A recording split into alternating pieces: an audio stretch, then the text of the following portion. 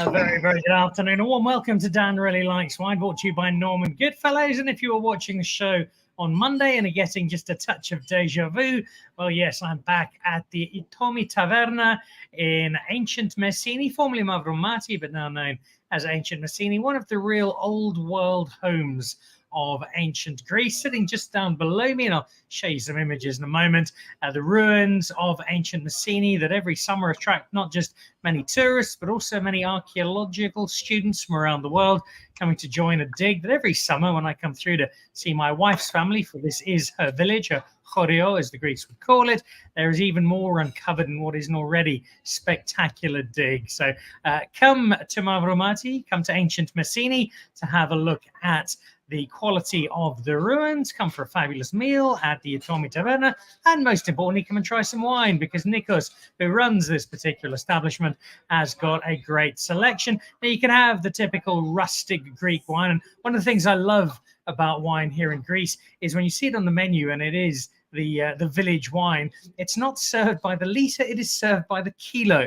And that is how they dish it out. It's wonderfully quaint, and I think it's got a cool factor to it. There's plenty of that. There's also, though, some wine of a more premium nature. And we had some brilliant Assyrtiko from Santorini a little earlier on in the week. Speaking of which, one of our guests on the show today is from Santorini. And like the rest of our guests, is a rather busy man. In fact, all three of them have been very generous with their time, because harvest has just kicked off in Greece. And so while I am living it up and having a lazy Greek holiday, they are all very hard at work.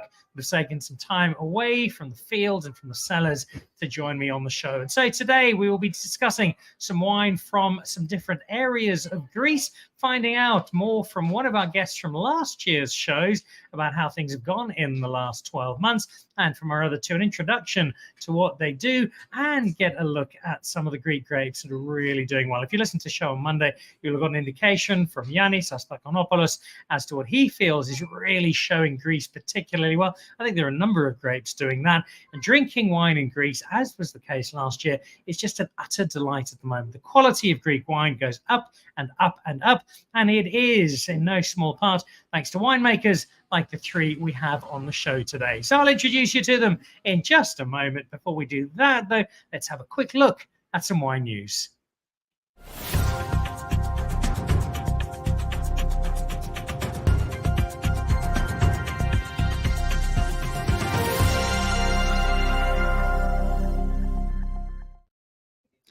Let's start with a Mirlas tasting. I won't be at this one, unfortunately, but the Mirlas team will. This is the 22nd of August, so next Tuesday, your chance to drink some wine from the estate that gave us the iconic Rubicon, but that also gave us so many others. And if you were watching our show with Mirlas a little earlier on this month, the history of an estate that goes back now 4 decades and counting, not just that Mirlas, but some of the, not just the Rubicon, but some of the cabs from the late 70s.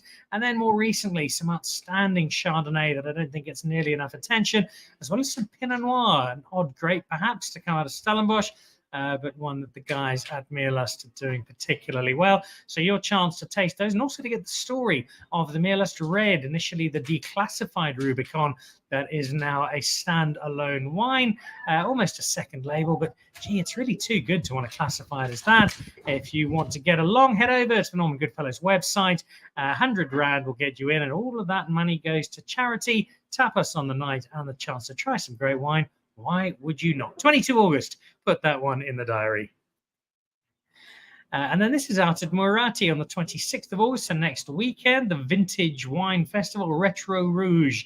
You can head over to the Murati website for this, one of the grand old estates of Stellenbosch. Chance to drink some older vintages, listen to some music, have some food, and catch up with the Murati team. And they're going to be pouring some older wine through the course of the day. And they do have some lovely stuff from older vintages. So really a history lesson from Murati, and a most enjoyable one at that. The Murati website will point you in the right direction.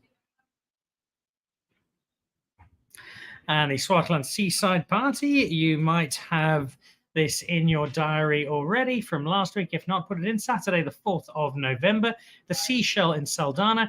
This is pretty much the Swartlanders touching down and deciding to throw an almighty thrash by the seaside and taste some wonderful wine along the way. Expect some big names from the Swartland, expect some of your favorite wines, but also, I think more importantly, expect to discover many wines you haven't had before from a part of the world that's somewhere between the next big thing and the current big thing. Great wines out of the Swartland, a part of the world not dissimilar in so many ways to the Greek terroir I find myself exploring this month. So one for the 4th of November, as summer kicks in, your chance to party with the Swartlanders. Now, if you're thinking, Dan, why on earth are you drinking water? No, that is a full glass of ouzo, just to cleanse the palate before the wine kicks in a little later on. And there is plenty of it. We're going to be drinking some more at a feast at the Itomi Taverna later on. So let me warm up my desire to drink some wine with some of Greece's finest winemakers. And they join us from a selection of wineries. Dimitris joins us from Hetero Winery.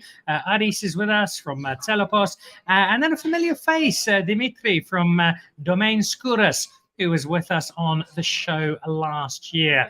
Guys, a warm welcome. Lovely to have you all on the show. And thank you for taking time out during harvest, which is a big sacrifice for our winemakers to make. And I'm very grateful for it. So a warm welcome to all of you. And thank you very much for being on the show. Welcome to Itomi Taverna. And thank you for being part of Dan Really Likes Wine this week. There is Dimitris. I think Aris and the other Dimitris will be with us in a moment. Dimitris Mansolas, first of all, just thank you for joining the show in a busy time. You have just kicked off harvest, is that correct? Yes, it is correct. Allow me, first of all, to say hello to your audience, to your followers. Thank you very much for inviting me. It's true that we just started. Before 15th of August this year, we're running a company that provides wine coaching, and as well as we produce our own range of wines around the world through a model of gypsy winemaking. So it means that we don't own our own facilities, but we use others' facilities, and we just do our own wines with our protocols, with our selection of wines, etc., etc. So I'm all around Greece right now. I just came back in my home to take a new suitcase, and I will be on the road again from tomorrow morning. And I can tell you that Cyclades and specifically in Paros Island, we just began the harvest, the vintage, this year vintage, with some already matured grapes of Vonevassia in the southern parts of the island. We also just began in central Greece with some plots of Gewürztraminer. And as far as I know, in the region of Crete, in the island of Crete, they began with a few days earlier with the varietal of Muscat, the small grain Muscat. This sounds like something of a challenge, Dimitris, because for those people who don't know the geography of Greece, these are not neighboring suburbs. This is not, in a South African context, making some wine in Stellenbosch and then nipping up the road half an hour to Paarl. Paros is an island. There's a fair trek to get to Crete, as it is to get up to Monemvasia. These are very distant parts of Greece. How does the model work that allows you, during harvest, to be everywhere all at the same time, Dimitris? It's mostly based in an experience of 25 years. So all these years, I know the different types of maturity in certain parts of Greece, and also with all the experience, all these years' experience, I can arrange my schedule to be present in the crucial moments for each winery. But to be honest, in order to be able to correspond to the difficulties and the practicalities during harvest, you need to be ready. And I mean that in the months of June and July, I do all the job. I mean, I do my preparation. I follow the different stages. I follow the different phases in order to be ready to respond in any kind of problem that will appear during the harvest. So for me, preparation is more important, especially the month of July is more important. To be honest, the last years with all the climate changing, even if you had an early year or a year tardif, that can be described as an early year during June. It might be different during the month of July. So it's more crucial than ever to be very close to the vineyards, very close to the process of ripening. You've given me a hint of an answer to the question I was going to ask next, but I'll extend it anyway. When we look at the harvest in South Africa, the different areas in which we produce grapes can differ dramatically in terms of when those grapes are picked, not just in terms of a specific estate, but also from the grapes they produce. Some whites at one time, some reds at another. You're working all over Greece. How much difference is there across geographical wine growing Greece in terms of the nature of the harvest, both the time of picking, but also how grapes are ripening and how you decide when it is the right time to pick? The tools I think, the tools are known. First of all, we keep tracking the ripening through some analysis, some data analysis, basic or more advanced. Nowadays, we can see not only, as you know, the potential alcoholic degree or the total acidity. We can also measure many things, as the color, as the maturity of the tannins, as the maturity of the seeds. All of that can be measured in the laboratory of a winery or in an external laboratory. But most of all, I pay attention to the macroscopic visits to the macroscopic control that I do in the vines. And you have to be very precise about the day that you will proceed with the harvest, depending on what you see, on what you feel, on what you taste, especially for red grapes. And it's very through all these years, I learned how to pay attention in how I feel a certain plot, a certain vineyard. I mean, all these exaggerations concerning the high temperatures or the sudden rainfalls, everything that we hear here and there. You need to be to feel, as I say, the ripening of the grapes. So analysis, first of all, and secondly, macroscopic and tasting of the grapes. A man who is juggling many jobs with Hetero Wines. We'll leave Dimitris and be back with him in a moment to find out what those wines are. Let's head over to a man whose region is a little more specific, but is no less hardworking, I'm sure. Aris is in Santorini, where, Aris, I believe it is also harvest time. You've also escaped to come and join us. How's the harvest gone? How confident are you about the 2023 harvest? Hi, Dan. I'm really glad to be in here. Actually, what you said, it's true. I just left the winery. Today was the second day of harvest, especially for Santorini, we're here now, but also for all the other regions.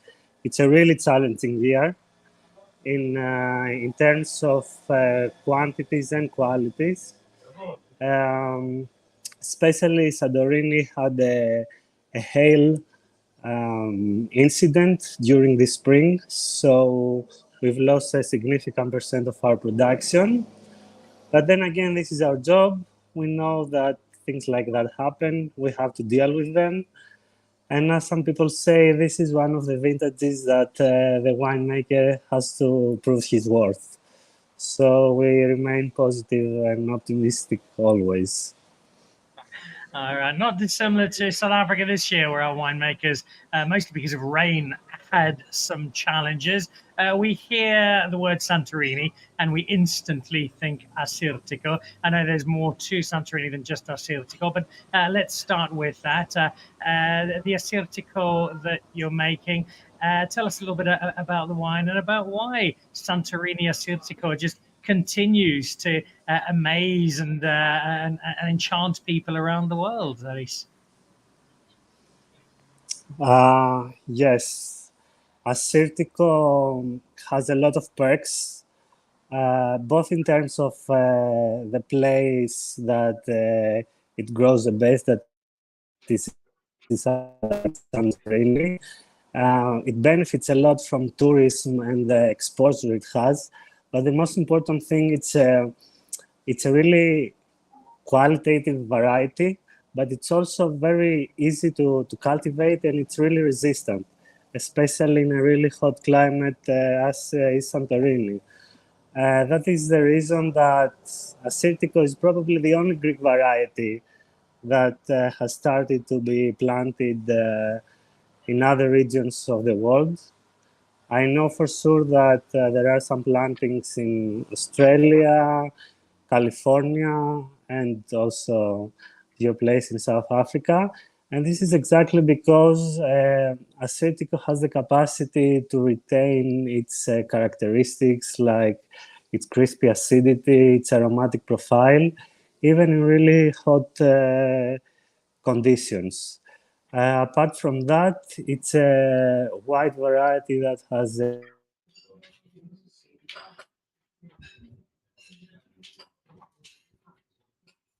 I think we've lost Aris there for a moment. He did warn me that their connectivity was a little shaky on Santorini. We'll come back to him in a moment and chat some more about the Assyrtiko that is wowing more and more of the wine world.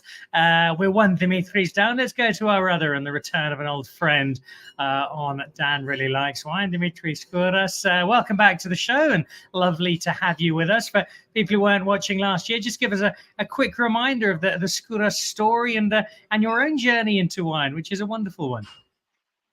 Hey, Dan. It's a pleasure to be part of the show again. A few words about the winery. It was founded by my father back in 1986. He went abroad and studied winemaking. He was the first in our family to do that. My great-grandfather had nothing to do with wine. He just decided he wanted to do that. So coming back from France, coming back from his studies, he decided he wanted to start his own winery. So he started making, small amounts of wine in barrels, then selling that, then in the garage of my grandfather, then renting a small space. And then he managed to build his small first winery. So in the region of Nemea. So we're talking about south of Greece mainland, about 1 hour from Athens, 1.5 Nemea is one of the biggest producing areas, most important in terms of PDO of red wine. And since 2004, we built the winery we're currently in, which is a more bigger, up-to-date, really a winery that has been built to be able to have all the necessary conditions to stock wine, age, ferment, and receive grapes. So we do everything here, our bottling, our aging. And at the same time, it is a winery that accepts visitors. It's open to the public. We want people to come here. We want them to taste with us, to see the vineyards, to taste the wines, to explain them what Greek varieties and Greek wines actually are. And maybe if we're lucky enough, they understand a little bit of the region. We've been doing that almost 30 something years, and hopefully we'll be continuing to do that for many years to come.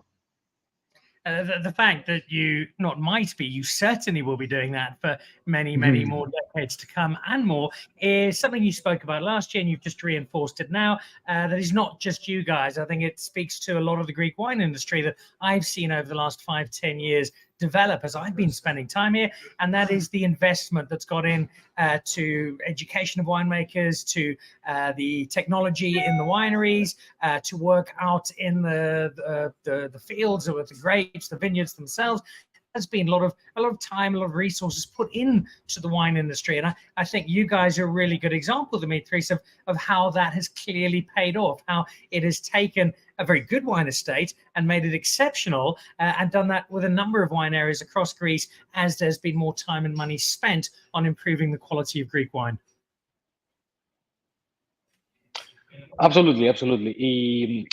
For the last almost 20 years of the Greek wine history, if we want to talk about that, there has been huge changes. So it's pretty much the era of when my father, or Aris's father, started making wine.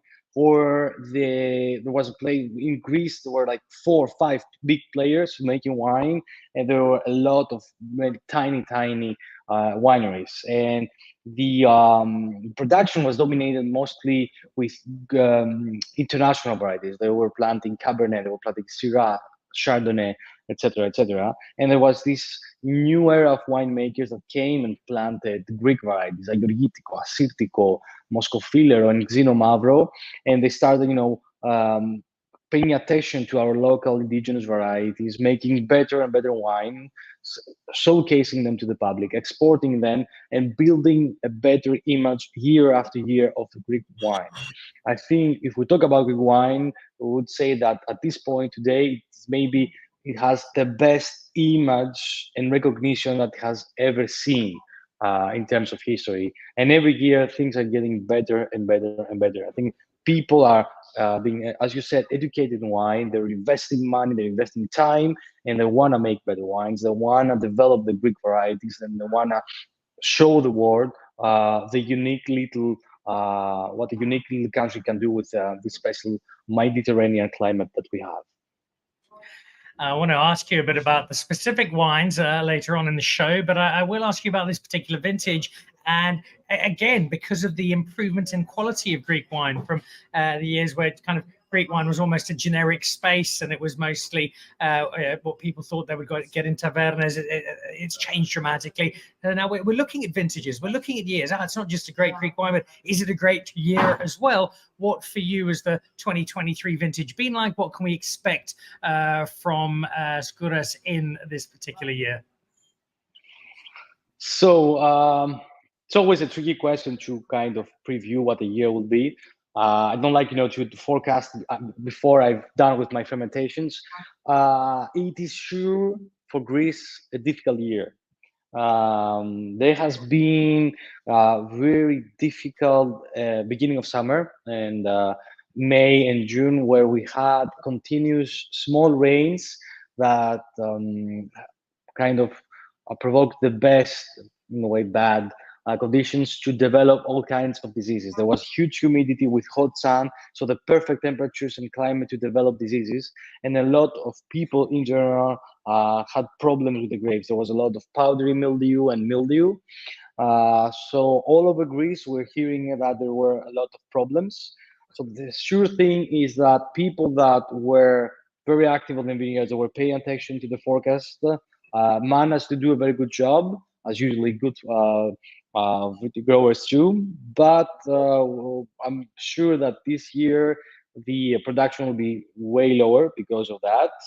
And quality will surely be affected, but it depends really on the winery.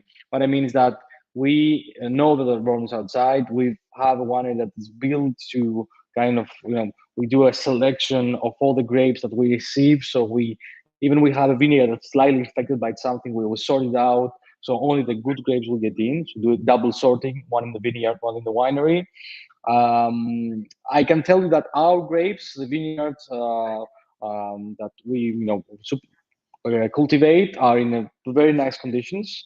But unless I fermented everything, I won't be able to tell you if this is going to be a great vintage or a mediocre one or a normal one. I don't want to forecast something that I haven't seen yet. The grapes are looking good, our grapes, but I want to see them fermenting. Then I will know. All right, man, he's keeping his cards close to his chest, but I think we know on past experience, so we can generally expect something rather special from Domaine Skouras. I think we might have Aris back. Let's check in quickly and see if we have our Santorini winemaker escaping his harvest. I think the rest of his team might have pulled the plug on him for a second, trying to drag him back out into the vineyard. Unsuccessfully. Aris, tell me a bit about the development of Assyrtiko just over the last few years, because I think the world kind of discovered Assyrtiko from Santorini, went mad for it. But over the last little while, I've seen an already really fine example of a great wine get even more so. In fact, I think it was a Karamalejos, I think is the winery, Artemis's wines. I was drinking an Assyrtiko earlier this week from a micro vineyard, looking at a microclimate in Santorini. So obviously, you guys aren't deciding, right, we've done everything we can. There's still a lot of work being done and a lot of development to further improve what is already exceptional wine. For us as a winery, as a family winery, since we started from another region, from Mantinia in Peloponnese, and we came in Santorini later for the last 10 years to make wine, we've seen the effect that Assyrtiko has in wine people, at least for the last decade. I think there are a lot of things that contribute to that. Of course, is the terroir of Santorini. Don't forget, it's a volcanic island. Phylloxera never reaches this place. For this reason, almost all of the vines are unrooted. So this already builds a really sound base to make great wines. The scarcity of the place and the quality of the grape itself has elevated Assyrtiko, and from what I can see in wine expos, the quality is there, but also most wine people are more eager to try Assyrtiko, and through Assyrtiko you can introduce to them other varieties that they are very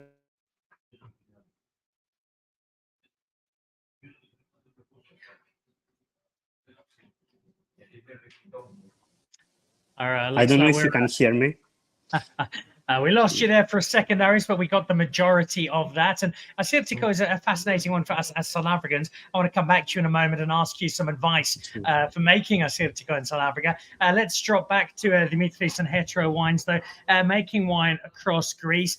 You mentioned Paros. I've spent some very happy times in Paros, discovering and drinking wine, including Assyrtiko in Paros. But you've also mentioned Crete, where I've been lucky enough to drink wine as well. Give us a sense, Dimitris, of the grapes that you feel are headlining the different areas, and why it is that these areas are allowing people like you to make such good but also such distinctive wine in different parts of Greece. Yes, hopefully here in Greece we have great treasures regarding old indigenous grape varietals. So except apart from Assyrtiko, I would like to mention some of them that I feel that they can be very present and give some great wines in the near future. So first of all, in Paros Island, you can find this grape all over Cyclades and in some small surfaces in Peloponnese also, named Monemvasia, and it's the name of the grape varietal, nothing to do with the controlled origin of Monemvasios Inos, wine from Monemvasia, nothing to do with that. The name of the grape is Monemvasia. So it's a great varietal with great potential, can give you fruity and modern contemporary fruity wines, white wines, but at the same time, depending on the yields, depending on the terroir, can also give you great aging white wines. So Monemvasia gives you also the protected designation of origin Paros. So if you cultivate Monemvasia in Paros, we're talking about a PDO, the PDO Paros. Before I leave, before I jump to Crete, where we also have great grapes, I would like to mention the basic indigenous red grape of Paros Island, and of course Mandilaria. We can find Mandilaria also in Crete, in Dodecanese. But I feel that the biotype of Mandilaria in Paros Island and in Cyclades, it's the most interesting because has the smallest grains among the rest of the biotypes.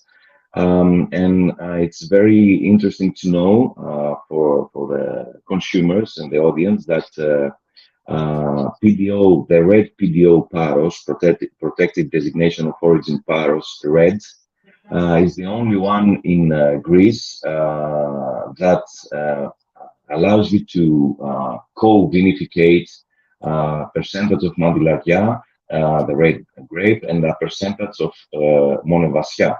So the PDO Paros is a co-vinification of Monevassia and Mandilaria, the red one. And I will also mention one of the next big things from Crete, which is Thrapsafiri. It's difficult to pronounce it, but it's very adorable to taste it. It's a Sauvignon-like, Sauvignon Blanc-like grape white varietal. It's very elegant, it's very fruity, and I think it's very interesting. And most of all, I took the chance to mention these three grape varietals because both of them, all of them, are very capable of tolerating the heat waves and be ready to be sometimes, not sometimes, most of the times we do their vintage in the beginning or middle September. So it's very good weapons to face the heat waves. You've accidentally touched on one of my theories about Greek wine, Dimitris, and that is with many of the names of grapes, the more you have to drink of that grape, the easier it is to pronounce them if you are not actually Greek, which is my approach. Exactly. Exactly. Tell me about the challenge for you as a winemaker for Greece as a whole, and it's one we certainly have in South Africa. We do quite a lot of things very well, and we do quite a lot of them well in different regions. So everybody knows Assyrtiko from Santorini, for example, but you can also get Assyrtiko from Paros and from Tinos, but also from the mainland as well. And there are all of these different grapes. How difficult does it become for you as a winemaker to decide what I'm going to make? And then how difficult does it become for Greece to say to the rest of the wine drinking world, hey, this is what we are good at, without confusing people with giving them 100 different varietals? Yeah, it's true. That's why the strategic plan of the whole of our entire country of Greece choose four certain grape varietals to base on them the strategic marketing plan of the new era. So I think that what I can tell to a consumer is that all of Greece's wines have a taste of topos. Topos in Greece, in Greek language, means place. So you can taste, regardless the origin, regardless the terroir, regardless the name of the grape varietal, all of them have a sense of place. And I mean that you can feel the Mediterranean landscape, the Mediterranean climate, the Mediterranean terroirs. Most of them, after 2-3 years in a bottle, they present, they showcase a great minerality on the aftertaste. And that means that it's a signature. Like it's, for me, it's not only acidical. You can feel salinity, minerality, and gunpowder and other stuff. But it's not only from acidical grape varietal. It's the the style, the signature of the landscape, the signature of the terroir. Of course, you can taste very fruity and clear and very correct the vinification, great wines, but I think that our signature is on the palate. Our signature is the concentration and the crispy acidity that you can find in Greek wines. So this is what I propose to consumer, to our potential consumer. And of course, part of sharing that story is being able to have shows like this one, where we have expert winemakers introducing us to their grapes and why they feel they stand out. Let's head back to the other Dimitris. I suspect, Dimitris, that the Skouras philosophy will echo that of the hetero philosophy, where you are drawing from what you feel is the very best that your terroir can offer and the very best varietals. Give us a rundown of what you feel is really showcasing the best of Skouras, not just for you as a winemaker, but also for the terroir of Nemea. Okay, I think that's in a way a quick and fast question. What I mean is that Nemea is dominated by one variety, which is Agorgitico. Agorgitico translates to Saint George, and it is for us the #1 variety. There are other varieties cultivated, Greek and international varieties, but the king of this place is Agorgitico. Agorgitico is one of those varieties that I describe usually how to say it? It's a variety that shapes to what the winemaker wants to make.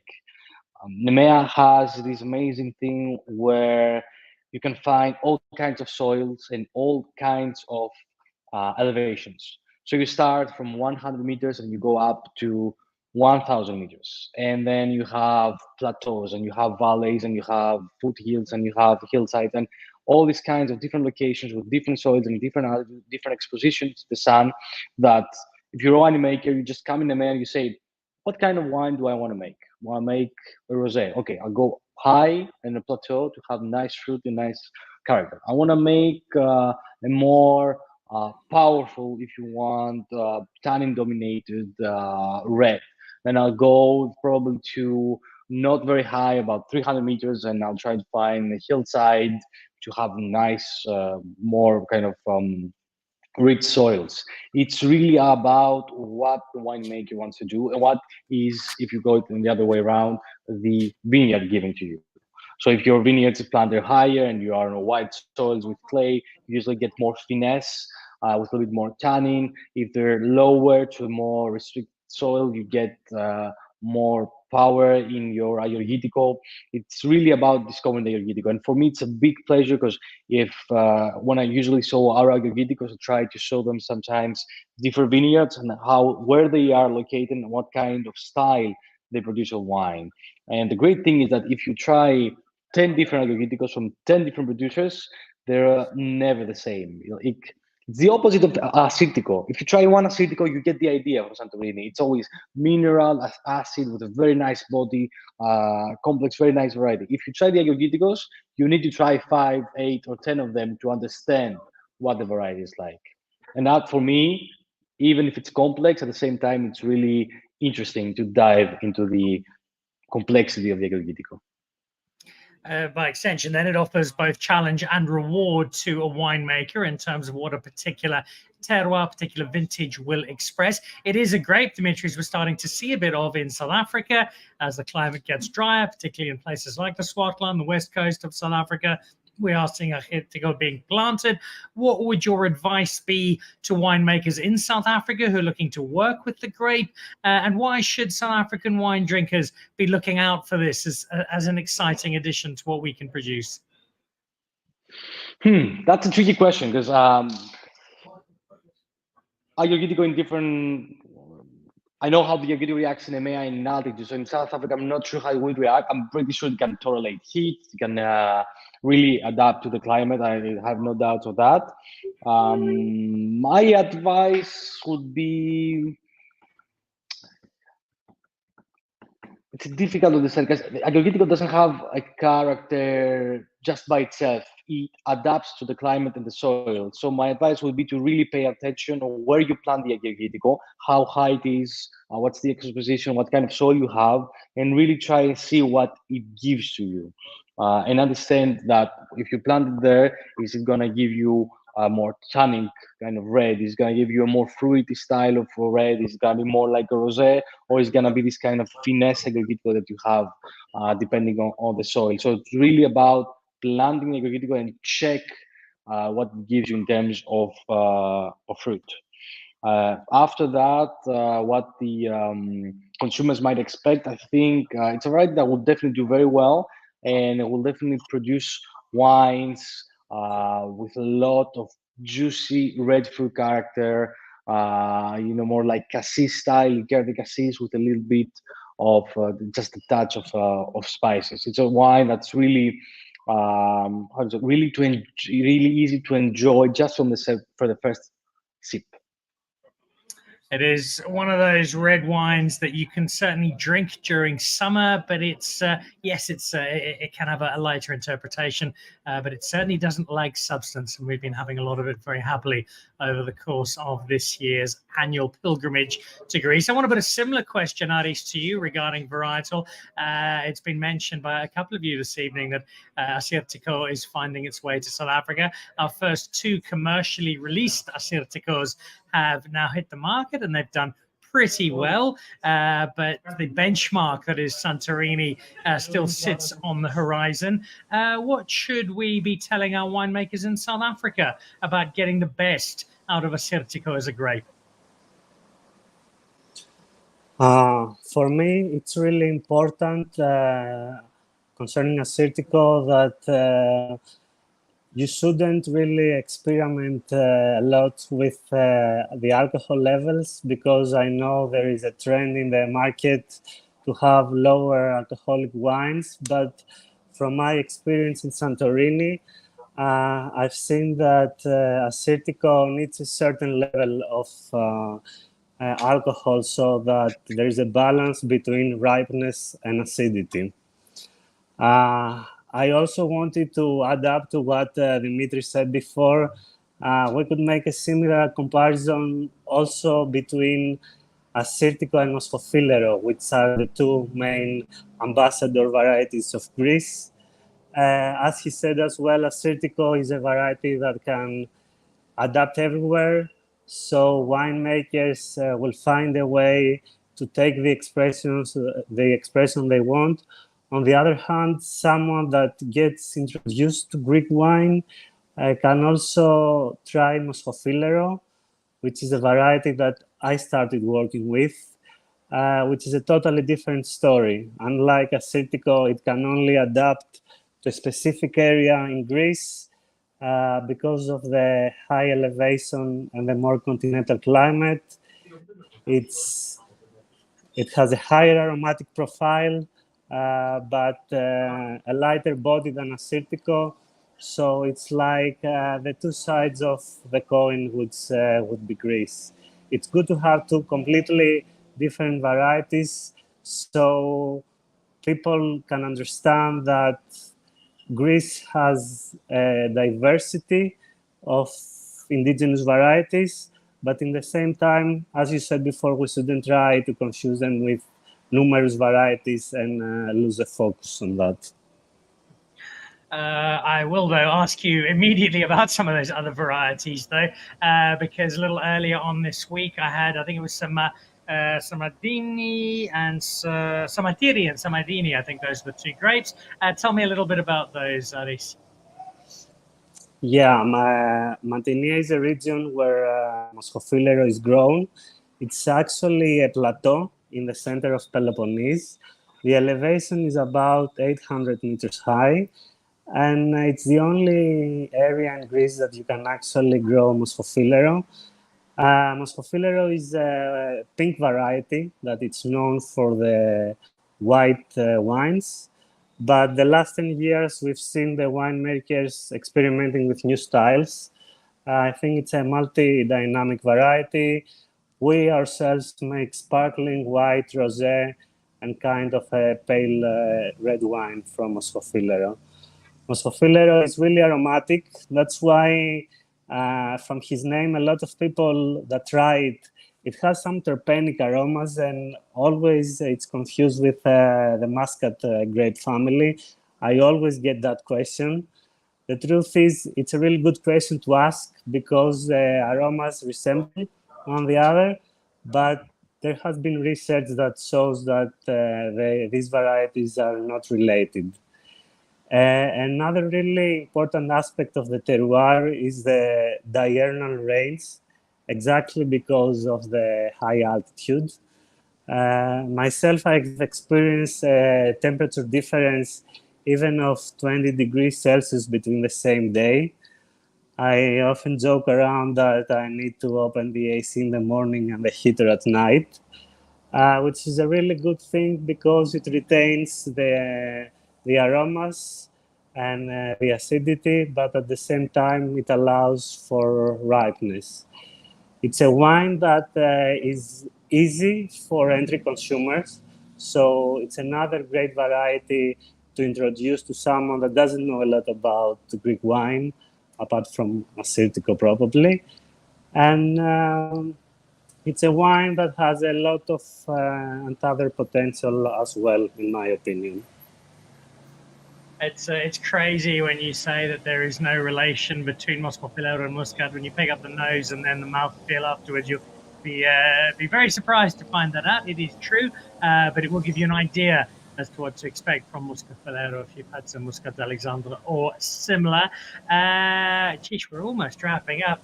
Let's head back to Dimitris with Hetero. It always seems to me, whenever I come here, Dimitris, that with each passing year, the Greek wine industry is just getting more exciting and there is better quality, there is more variety. Is that a philosophy you share? Is Greece in as exciting a wine time as it ever has been? Yeah, absolutely. Yeah. I see young people like Aris, like Dimitris. I know their fathers. It's probably the most interesting wine era in Greece because there is the last 20 years, there is everybody began to searching the indigenous, the Greek varietals.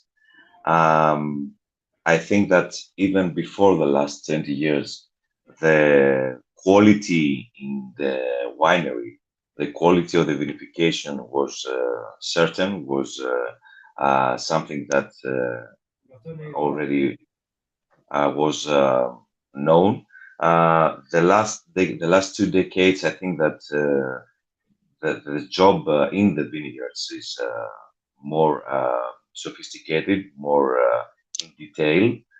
So that's why we see now modern, but at this contemporary, but at the same time authentic wines, because the wine growers and the winemakers they try to let their terroir to be expressed, not only to produce a great wine, a good wine, but at the same time to produce a signature wine, a wine with their signature, a wine with the signature of their own place. So that's why, and also, moreover, as I mentioned earlier, we have a great number of indigenous varietals. So I think it's the diversity. It's great, and it's very challenging for a consumer to get to know to all this stuff. But I promise that he will find great interest of exploring the new era of Greek wine industry.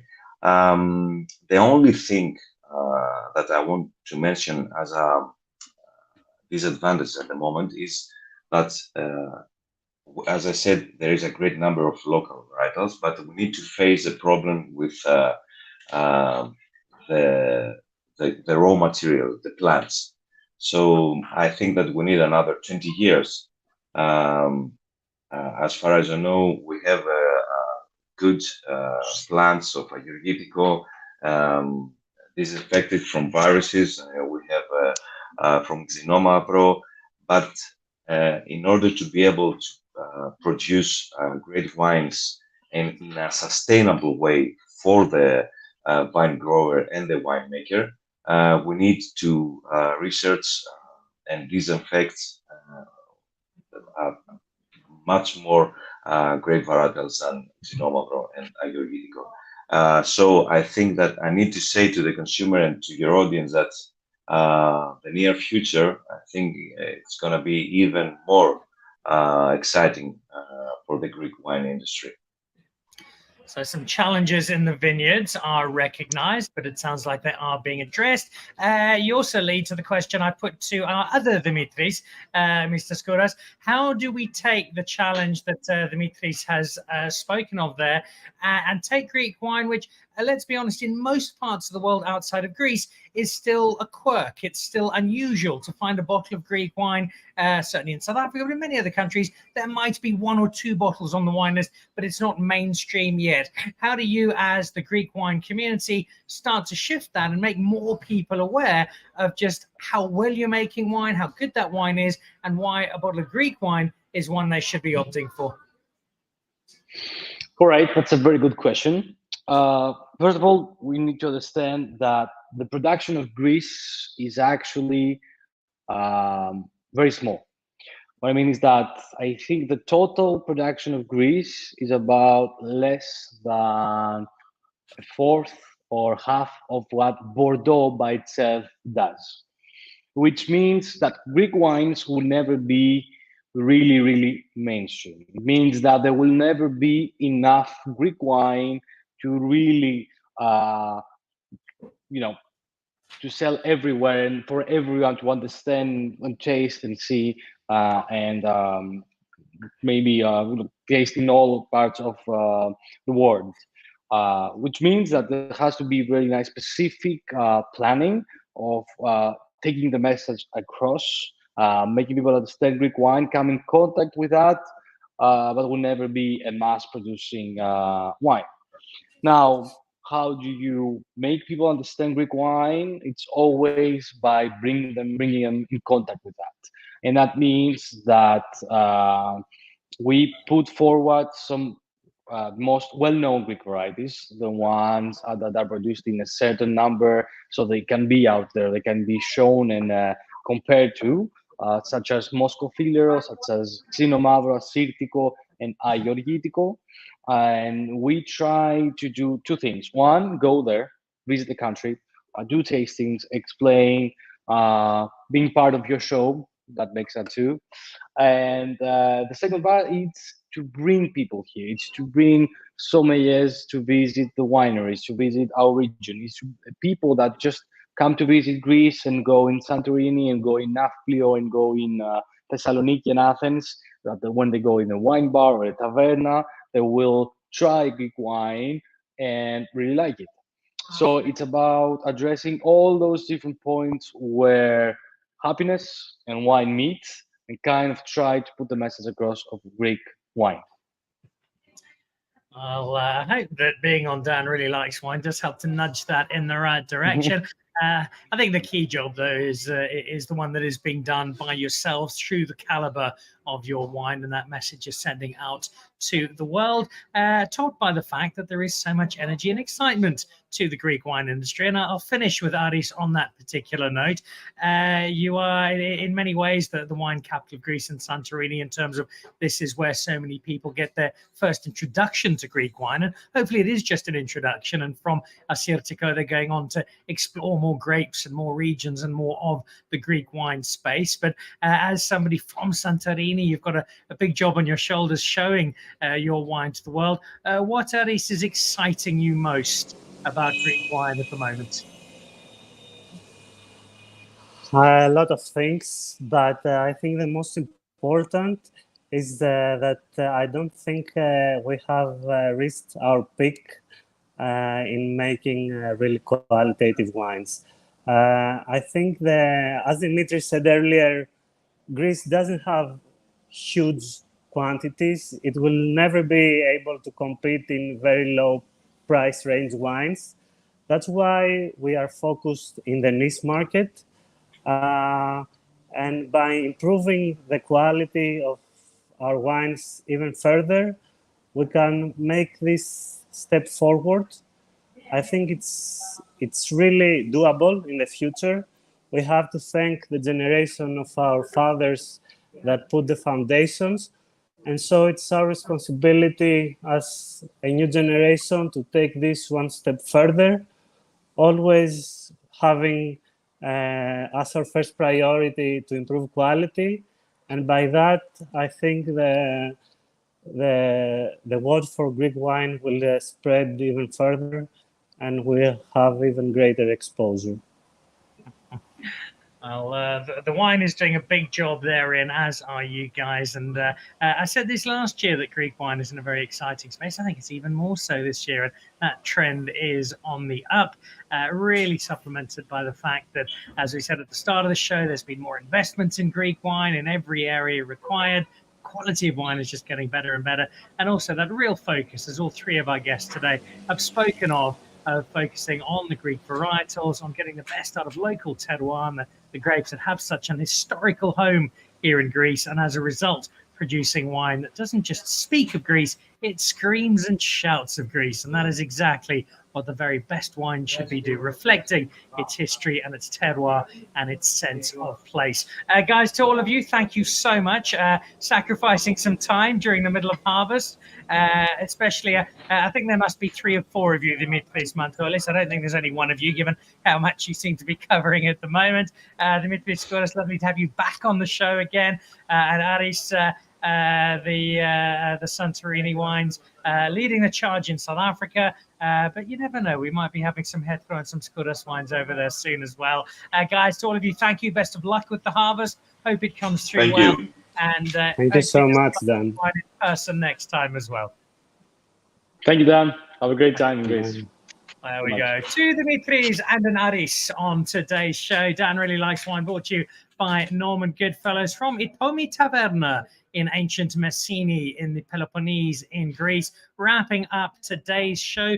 It is now almost 7 o'clock Greek time. It is still bright sunshine, and I'll play out for you in a moment with a look across the valley below the village. It's been a really, really fun afternoon. There are more Greek winemakers to come next Thursday. Look out for a selection of some more of the finest winemakers in Greece as this fascinating and vibrant wine country comes to life more and more with every passing vintage. That's next Thursday, though. Next Monday, I'll be dipping back to South Africa because next weekend is the Ex Animo Wine Fair, and some of the great boutique producers of South Africa will be gathering in Johannesburg. I won't be there. I'll still be stuck on a Greek beach, poor me. But I will be chatting to a number of those producers, people like Niels Verberg, joining us on Monday to tell us what is on store next weekend in Johannesburg, and then back to Greece next Thursday as we celebrate the rise and rise and rise of Greek wine. To the teams from Skouras and Tselepos and Hetero, thanks very much